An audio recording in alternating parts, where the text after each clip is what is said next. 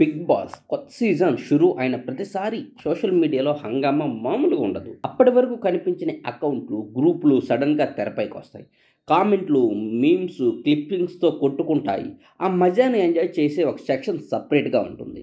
TRP పరంగా season 7 grand success అవ్వడంతో ఇప్పుడు సీజన్ 8 పై అంచనాలు భారీగా పెరిగాయి.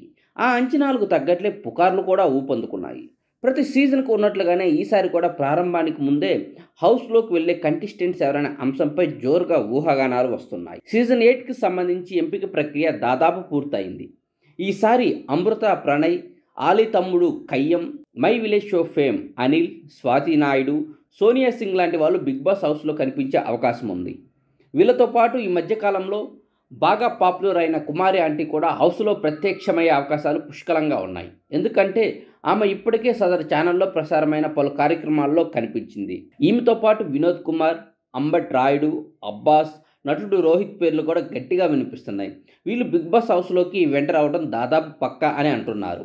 ఇక సీజన్ 8కు గ్లామర్ జోడించే బాధ్యతను ఈసారి విష్ణుప్రియ, రీతు చౌదరి తీసుకున్నట్లు కనిపిస్తుంది.